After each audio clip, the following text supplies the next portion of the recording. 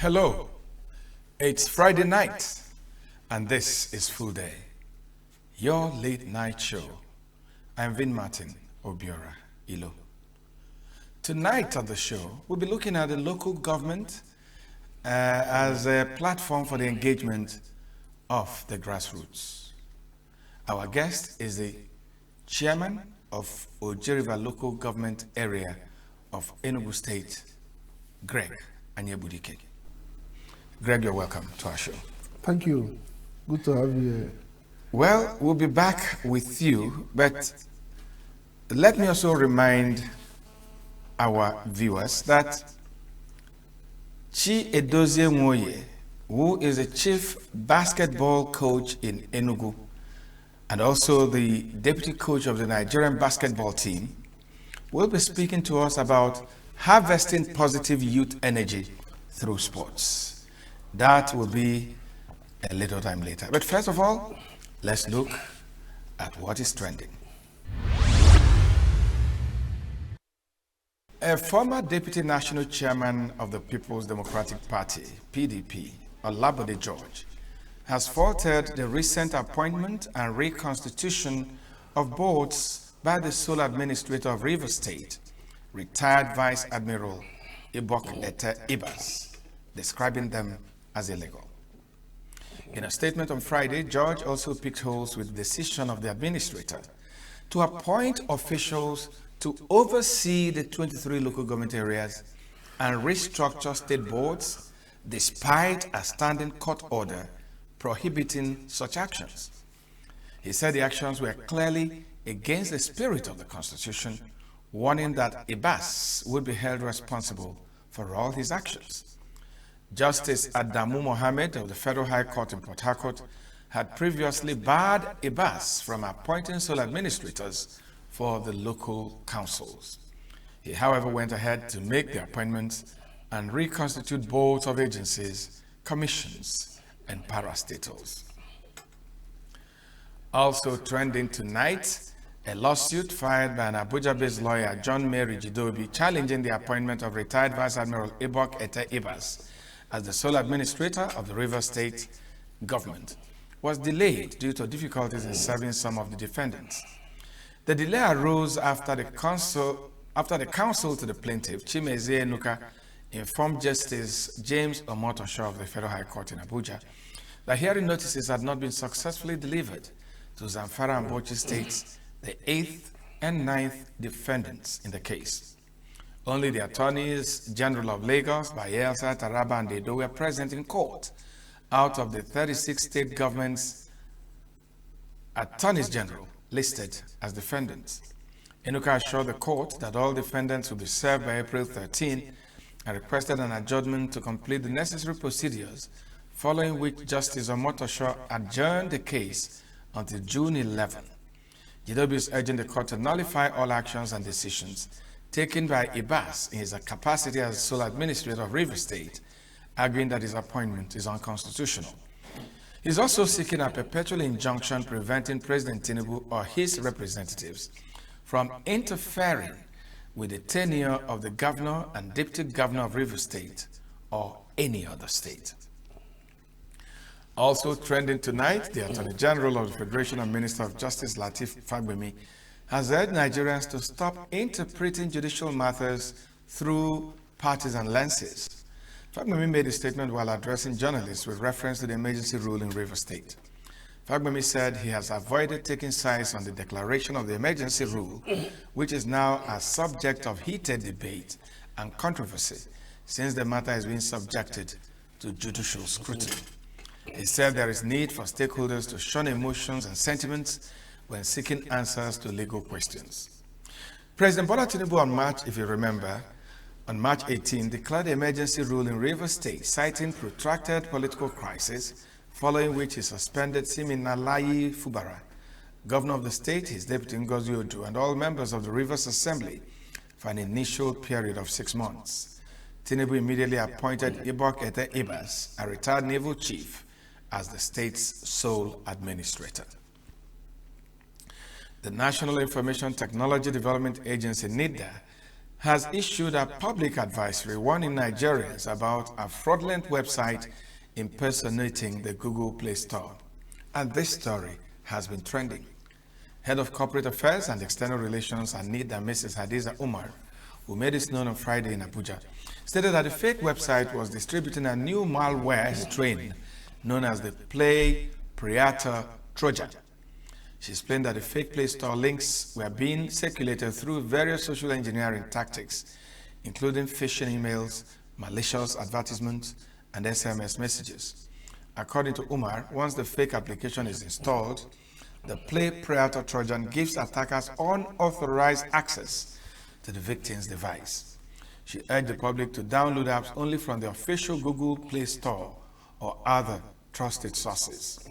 Umar also advised users to verify app developers, read reviews before installation, regularly update their devices and apps to patch vulnerabilities, and use reputable mobile security solutions to detect and block threats.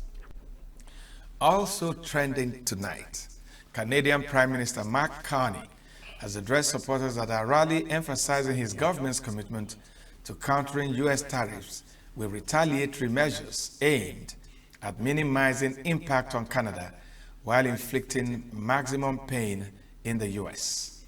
Carney assured the crowd that funds from these tariffs would be used to protect Canadian workers and businesses.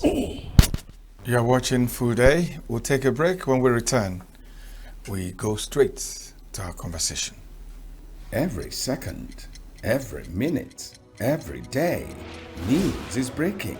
Events occur and there are new developments. At Signature TV, we follow these stories objectively, bringing all sides without bias, explaining the complex issues, breaking down the numbers, and investigating the issues behind the news. Anywhere and everywhere, near or far, wherever the news is, we will be there. Signature TV. News in your pocket. Greg, welcome again. Thank you very much. You know, tonight, I wanted to look at how the local governments can engage the grassroots. And that was why I pointed out the fact that you had been consultant to the World Bank and you had done some work around grassroots development and all that. Now you're local government chairman. So you've seen it from outside, you're seeing it from the inside. What is making it difficult for local governments to serve as that bridge between those in the rural areas, those in the grassroots, and then the top echelon of government? What has been the challenges? Thank you very much. I've been pondering on the word difficult because it's not difficult. You're a local government chairman, you are in your local government. One of the things that you need to do is to connect to your people. And your people hear one language: service delivery. That's the language they hear. That's what they want. They want their lives to be better. They want more money in their pockets. They want better life. They want to be treated when they are sick. They want to be their children to go to school. They want, if they want to go to farm, they will get to the farm unhindered. So all of these form the whole package of service delivery. And it becomes difficult to engage the grassroots when you don't have that part of service delivery served to the grassroots. Again, it becomes difficult when you are not able to connect. When I mean connection, it's not just talking. It's about being empathic with their plight, being empathic with what they're seeing. So the challenges there will generally stem out of the fact that you don't have a service delivery package for the grassroots. So would you say that why we've had this problem is because a lot of people who are chairmen or who are governors have not encouraged, a service delivery attitude for those that are holding those offices? Is that why the grassroots distance themselves from government? Well, there's an assumption here. The assumption is that they distance themselves. But again, it depends, because a good government, a good leader takes the people to where the people want to be. A great leader takes the people to where they ought to be. So when you say they are distancing themselves, is it because they think that the local government will not do anything for them? Or because they think that the local government has not, over the years, done anything for them? Now, yes, but again, information and knowledge is very critical here. One of the major things that is actually hovering around the entire local government system is expectation. For example, when I was campaigning, somebody just said, that our bridge there, we want you to do it for us. And one other person who understands the system says, no, that bridge is not a local government problem, headache. It's a federal government headache, or at most state government headache. So expectation from the masses is one big thing that needs to be unpacked, so that they will understand what should be left for local government, what should be left for the state, and what should be left for federal government. Can communication and enlightenment help? It does a whole lot, big lot, in making sure that these populace understand that.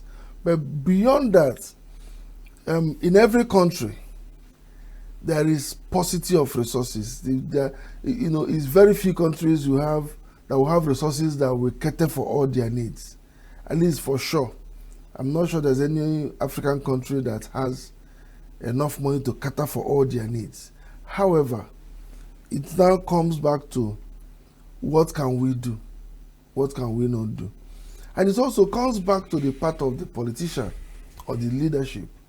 Because when you also, during campaigns, promise them that you're going to put air conditioner on their streets, of course, you are raising the expectation.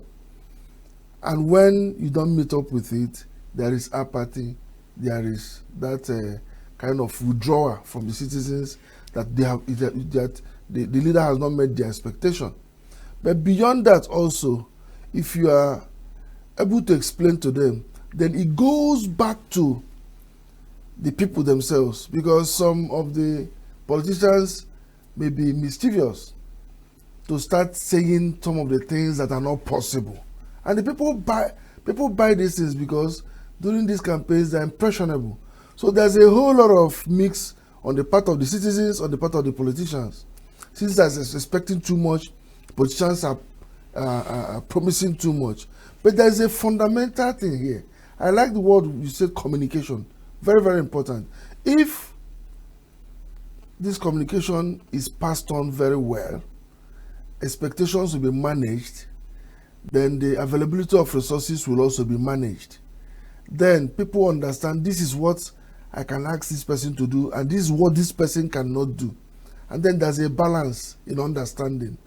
Then you can now see people rebuilding confidence in their leaders that, oh, this man is here, he gets so much amount of money, but this is how far he can go with that money. He can't go beyond that. So there's a whole lot of work on the part of both the citizens and the leadership, duty bearers, to be able to have a balance. But again, more of work is required from the duty bearers. You have to come to the people with some level of truth. You have to let them know this is the reality. And then you have to employ what we call the partnership, because so many places develop because of partnership. if there's a partnership between the citizens and the government, for example, check out the building of smart schools in Enugu State and the hospitals, and you find the level of support for supervision that is happening to make sure that the right quantity of materials, the right portion of materials are used, the right standard and specification of materials are used, then you see the people coming out for their own. For example, in my ward, there was this mix that the contractor was using to cast some pillars and decks, and then it wasn't good.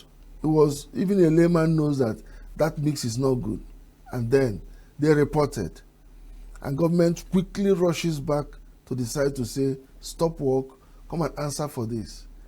And there's that accountability system embedded in the project where the community is contributing, the government is contributing, because government is not everywhere. You know, it's the citizens that can do this. So, but when I say there's much work on the part of the government, is that it is government that will actually set up these confidence systems where the citizens can actually benefit. I'm really excited by the fact that you're giving examples around what is happening in your local government, in your ward, and in the state.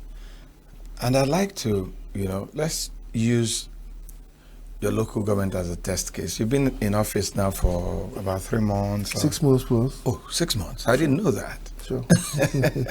So, tell me, how are you able to engage the grassroots to build confidence and then to give them hope that your tenure would take care of some of their challenges? Yeah. How are you doing it, and are you communicating? Do you think they are getting the message? First of all, it's not a knee-jerk approach that I'm taking. Before I was elected, I campaigned. And I campaigned with a manifesto, clearly saying, these are the things I want to do for you. The manifesto was there. I printed it. I unveiled it to the public and said, hold me accountable with this manifesto. However, this is not the end. I hope to be engaging you from time to time.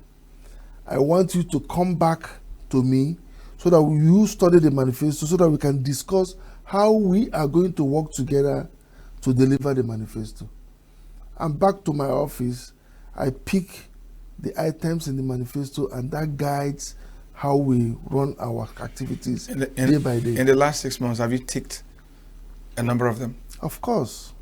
I've ticked a number of them, and we are moving forward. For example, when it comes to general governance, we want to do things like reforming the way local government works. So one of the first things we did is to start having a good environment for the staff to work in. We're able to restore electricity 24/7 in the local government.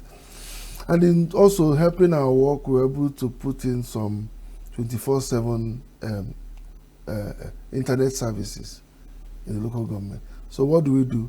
We encourage the staff to make sure that they try to build their capacity from free online courses that they can find in the net. We've set up a system that will continue improving the capacity of staff to be able to deliver. For example, in the area of security, we promise in general governance also that we're going to provide security for our people. It may interest you to know that in the past 6 months, because of coordinated activities, different efforts, there has not been any major kidnapping incident in Oji River local government. Some of the few ones that are attempted were foiled and repelled. And today, our people go to their farms without any hitch. This is interesting because a lot of your colleagues around the state and even outside the state are really having a tough time getting the farmers and the people at the grassroots to go back to their farms? We are having tough time too. So I mean, looking at it from a peer, review kind of approach, what are you doing right? Well, I don't want to jump into peer review. However, I want to focus on Oji River. So how are you making it work in Oji River? Okay. Are you carrying the people along? Yes. Are they part of the security arrangement? Well, basically, you cannot succeed the way we are succeeding without carrying the people along. And security is everybody's business. And we've tried to engage all the stakeholders in the security network, including the security agencies, the President Generals, the Igwes, and key stakeholders in the communities. So for us, we try to improve intelligence gathering. We've been very proactive with intelligence gathering. We've also deployed technology. We've purchased drones, and we do a lot of analysis to capture the trend, to capture the routes, entry and exit points. We do a lot of work around making sure that we anticipate what could happen, and then we go to block some of those things that will happen. So you're proactive. For security issues, it's not everything you say in the public, but from what you're saying, yeah, I see a proactive approach, because you're already tracking trends to know what sparks it, and see red flags, and then start taking care of it. Start to prepare ourselves to take care of it. For example, we found out that most times criminality is seasonal. During dry season, criminality seems to reduce, and during rainy season or wet season, there seems to be heightened criminality within the spaces. So right now we are moving into the rainy season. We are preparing much more than we've done before to make sure that we forestall any crime that may come, and it's actually helping us. Greg, I'm really enjoying this conversation, and but I'll take a little while, because our guest, the chief basketball coach in Enugu, who is also the deputy, one of the deputy coaches of the national basketball team, CHIEDOZIE, has joined us by Zoom, and I'm just discovering that CHIEDOZIE was your classmate. So I don't know how we're going to have people from your alma mater, taking over our night show tonight. Yeah, 1993 set, Union Secondary School, Okunano, Enugu. CHIEDOZIE, are you there?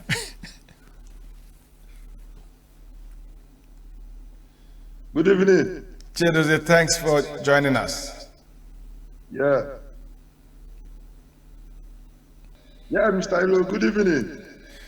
Thank you. Thank you so much for making our time to join us. I'll just, as an aside, I just found out that our guest in the studio, the chairman of Oji River local government, was your classmate in '93. Yes, of course. Unisoba 1993 set. He's a good guy. In fact, when I just tuned in, I was so happy and glad to know he was on your show too. So it's a wonderful night for us. Okay, I don't want to say he should say hello to you, but that's fine. Tonight, you and I are going to look at how we can harvest positive youth energy through sports, because I mean, I've heard people say that some of the restiveness we've had outside the very popular headsmen and all that, that the rest of it is, caused and traced to a lot of young people who, for one reason or the other, want to make quick money. They want to buy big cars. They want to fly first class. They want to stay in the best hotels. and probably hang out with the most beautiful girls in town. And that is not very positive.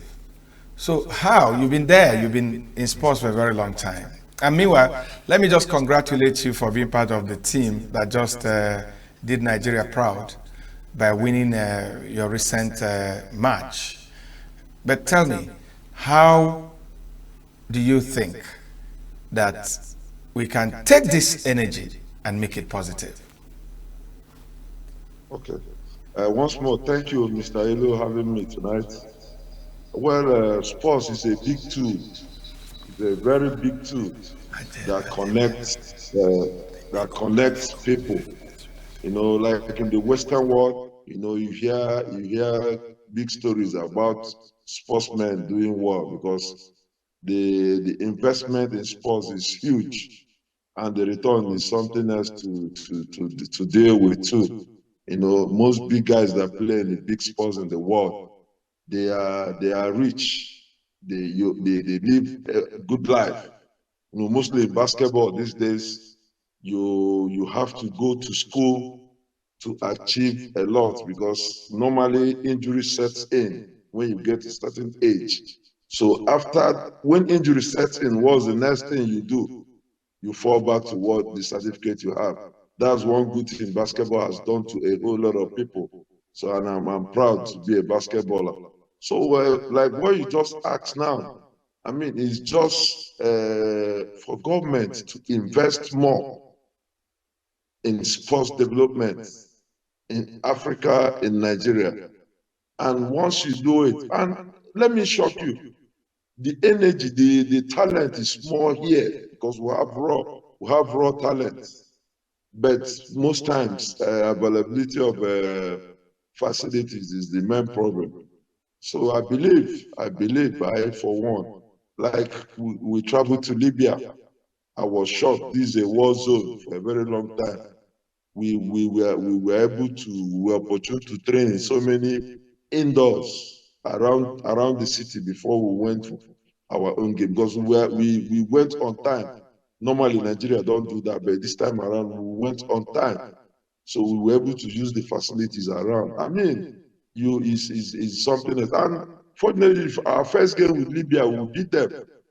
So it's all about investment. It's all about engaging the youth, making them understand because most times, once you finish from your practice, you are exhausted, you are tired. All you are thinking about is to just get home, fill your bed, and you go off for the next day. So it's all about investment, Mr. Ilo. Secondary school football, besides the secondary school games. But these days it looks like government is not investing in those, youth sports activities, especially in secondary schools, which had become then a breeding ground for talent. Why is that so, and what can we do to bring them back? Well, the best bet to bring it back is just what His Excellency, the Executive Governor of Enugu State, is doing. Barrister Peter Mba, building smart school, and I was impressed, seeing the smart schools. Once you can build sports facilities around the smart schools, because what they do in the Western world is start a grassroots program, start them young. You find out that most of our athletes don't last because they don't start on time. So if we can go back to the basics, go back to drawing board, start the grassroots thing, people will start on time. Like I have a program that I do for kids on Saturday mornings from 6 to 15. I mean, a lot of them are benefiting from it.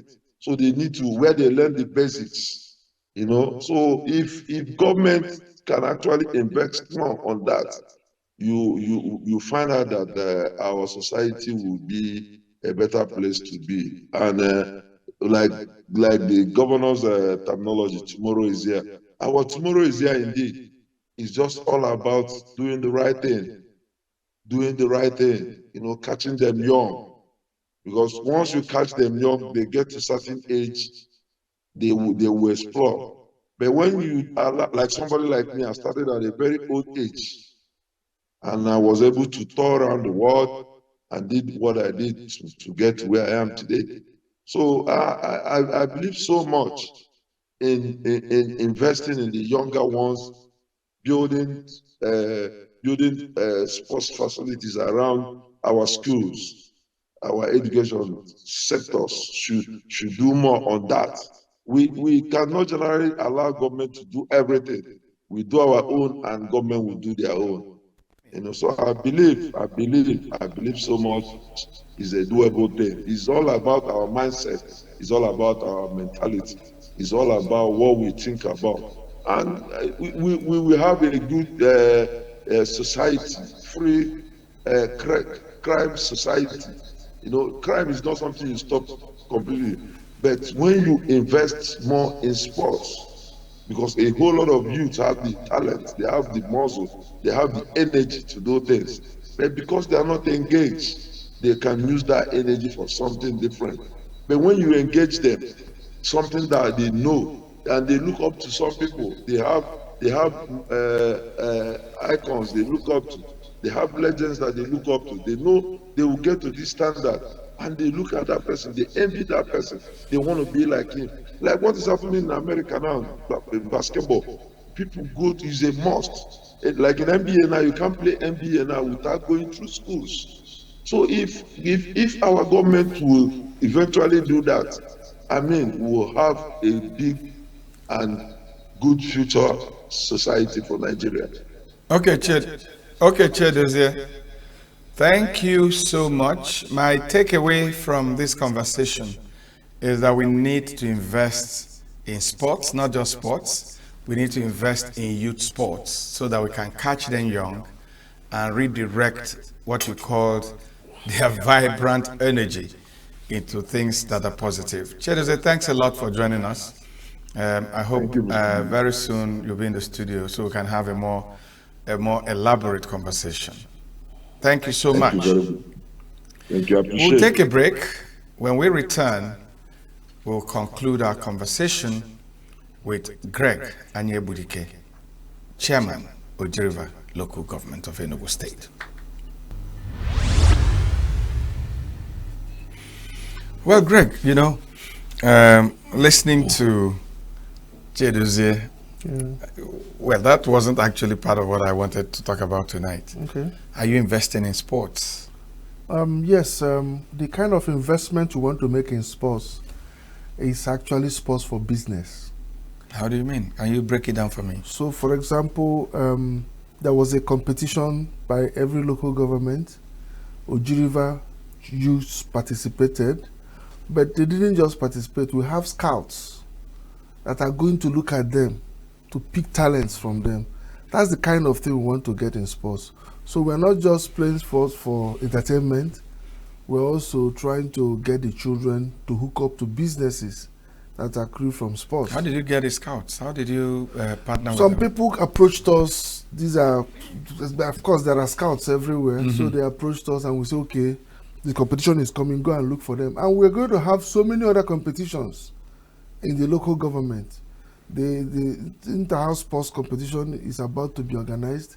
So we get these scouts to come and look at raw talents and see how then we can now support the entire process of picking them and getting them exposed to teams that can actually procure their talents. So that's the way, that's the philosophy of our sports. We just go straight into sports business. Yep. So let's go back to what we're talking about, engagement of the people at the grassroots. Yeah. And I think about our women, because in our African society, not just African society, even in Enugu State, even in Nigeria, you find out that women are a potential force in growing agriculture. Yes, we talk about mechanization, but mechanization is not fully there. So how are women being supported to continue to be those that make it possible for the food baskets and what have you. How are you and your colleagues engaging at that local level? Okay, first of all, let me start by saying that there is this farm estate program of the state government in partnership with the local government. Mm-hmm. It's a system where each ward, I have 20 wards in Ojiriba, so each ward would donate, will bring out, not necessarily donate, will bring out 200 hectares of land. So this time around, government will go to farm with them, not just saying bye-bye in the street, in the house. When you go to farm, you come back, we meet again. No. Government goes to farm with farmers. Government provides input, helps clear the land, and support farmers with agronomy services, farm extension services, and then support the input services like seedlings, crop protection, fertilizer, then support in helping the farmers for storage facilities, and the rest of it. So that farm estate program, we are encouraging women because each ward bringing up 200 hectares. The 200 will be shared into 200 pieces. That's 1 hectare each. And a farmer will be allotted a hectare. And those government support will follow up with the farmer. What kind of government support are we looking at? That's what I'm saying. Input support. Mm-hmm. That's crop, seedlings, crop protection, fertilizer, extension services, clearing of land, storage facilities, and most importantly, ready market to buy up the products that are produced. How are you getting those markets? That is what government does. Government facilitates these processes, call the people that need those products and connect them with the farmers so that the farmers can gain straight from whatever they harvest from their farms. Even storage facilities, government provides this in the entire farm estate program system. So women are encouraged. And if women go to farms mostly, and this 200 hectares per ward is allocated to farmers, then you find out that mostly it will be allocated to women. Are the youths captured in yes, the youth in this farm settlement? Yes, but it's not like it's something that you gain as a right because you are a youth or because you're a woman. It's something that because you are a farmer. And what we find out is that most times farmers are the women. Mm-hmm. So we are also encouraging them to pick up these particular largesse from government. Mm-hmm. But beyond that too, we are also helping the women through a Women Entrepreneurs Empowerment Growth Initiative program of the chairperson of the local government, who is my wife. Every month, she empowers business women, both farmers, entrepreneurs, traders. Every month she empowers 20 women, 1 per ward, because we have 20 wards. And she empowers them with a sum of 100,000 naira. And these people are now encouraged to plow back this money into their business, into their farms, so that they can do better. Some are poultry farmers, some are crop farmers, and all of these culminate into supporting women. So my worry, and I need to ask that question, is that a lot of money go to people like this, and there's no follow-up, there's no evaluation, there's no monitoring. Do you, at the local government, at your local government, and in this program that your wife is pushing, is there a way you monitor and follow up to, to be sure that these women are using this money for what it was given for? The follow-up starts from the beginning. The people that are selected, are they really farmers? Mm-hmm. Are they really traders? Are they really entrepreneurs? That's where it starts. Do they have shops? Do they have shops? So that's where it starts, and it happens. So there are people that have been rejected because they did not qualify. They just come to pick the money. They were rejected. And after that, they are being followed up. Very soon, the tour to go around all of these places will start. And these women are followed up with phone calls. Even the day, about 60 women were empowered in the local government. Those that received earlier came and gave testimonies of how the money has been useful to them and how it has supported their business to grow. So there's a monitoring system. There is a monitoring system, okay, which I said is not starting after the money is given. It's starting even before the money is given. I'd like to say you were in the outside. You are inside right now. Tell me, concluding, How do we sustain this engagement to make it, to give these people at the grassroots a sense of belonging and for them to have a buy-in into what government is doing? First of all, it has to be deliberate. We have to carefully mean to serve our people. Mm-hmm. So one of the major ways is to get in people that are willing to serve and that are willing to say the truth to the people. And then they will continue to engage in terms of supervision, in terms of calling people, in terms of access. So when people have access to their leaders, they'll be able to express themselves to the leaders. So that opportunity where, for example, every month, the whole town unions in the local government, they meet, the traditional rulers, they meet. And from time to time, I as the chairman or my deputy goes to speak to them. So that particular channel is very good and needs to be sustained. The second channel is through social media, where people that are even living outside the communities can add their voices. And then the other time is having an open line where citizens can actually call and express themselves. Open line, including emails, including phone calls, WhatsApp, and other social media platforms. But most importantly, having a deliberate plan of action. An intentional effort. An intentional effort by the local government to continually engage the people. For example, this farm estate program, I am going from community to community, sensitizing them and telling them what it's all about, and for them to participate. Even when we wanted to, there was recruitment for the army and the police, we continue to talk to people, continue to talk to them. So we have a system that is passionate about citizens' engagement. Okay. A system that's passionate about partnership. Because it's not just in talking to people, it's also about people bringing in their time, resources to develop our own place. Greg, I must thank you. We are pushing on the principle of Akuruno to make sure that I must thank you, people Greg. come back. Yeah. Thank you for coming on our show. We have a little present for you. Wow. So it's something you just keep on your table at the local government. Wow, this is great. Thank you very much. Thank you, Greg. Thank you very much. Thanks for coming on the show. Thank you. And please, let's continue engaging. Yes. And that's how we end our program today. I've been speaking with Greg Anyebudike, chairman of Ojo River Local Government Area. And that's Full Day, your late night show. I'm Vin Martin Obiora Ilo from Enugu in Nigeria. Thank you for joining us.